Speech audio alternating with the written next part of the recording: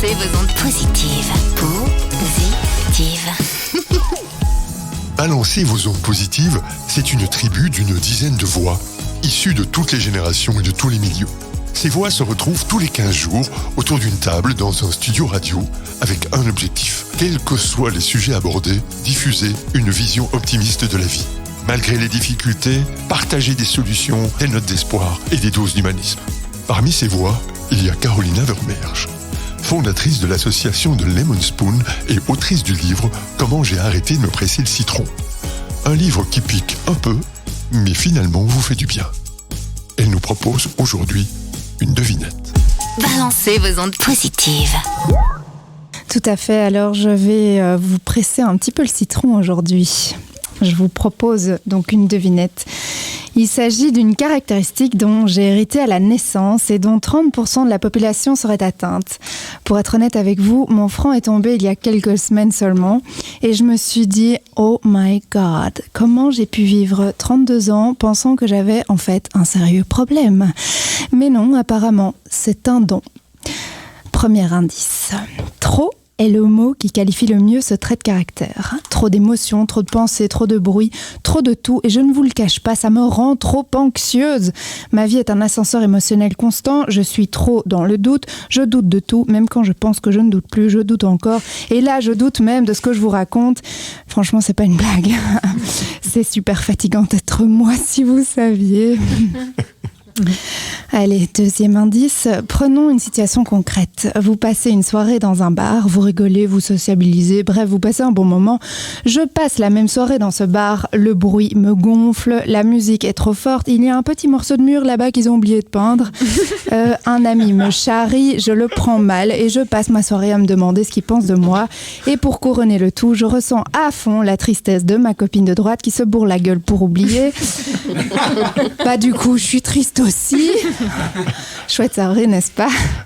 Bref, comme le chantait Laurie quand j'avais 10 ans, moi je préfère rester toute seule. Ah, je vois qu'on connaît la ref. La bonne nouvelle. Sincère, innocent. Ah, merci de m'accompagner.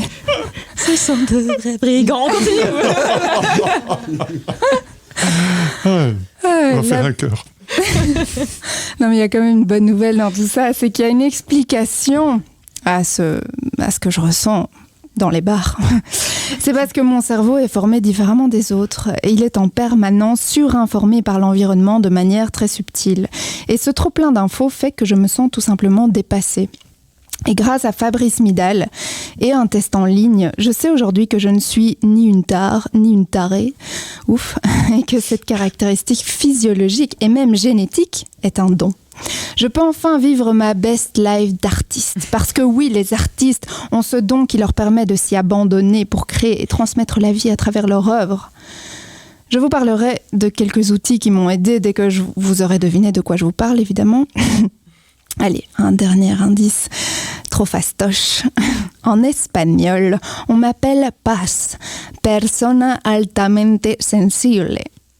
Je vous préviens, si vous êtes une Paz, mieux vaut le savoir. Si vous avez les mêmes symptômes que moi, allez vous faire détecter. Cela vous aidera à enlever votre masque, faire votre coming out, accepter votre trop-plein d'émotions et de pensées, dévoiler votre vulnérabilité au grand jour et au passage, vous éviterez sans doute le burn-out.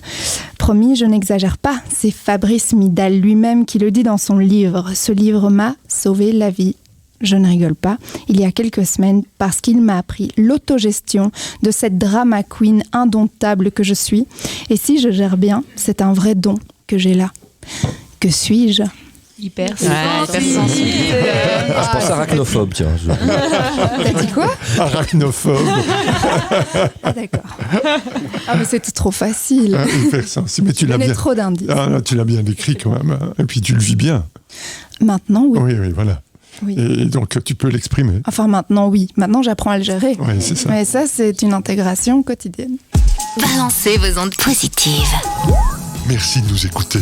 Vous pouvez retrouver sur toutes vos plateformes de podcast les autres chroniques de Balancez vos ondes positives, soit isolément, comme vous l'avez fait avec celle-ci, soit en écoutant l'émission Balancez vos ondes positives dans son entièreté, avec, en bonus, tous les échanges et débats de la tribu. À bientôt. Balancez vos ondes positives. Positives.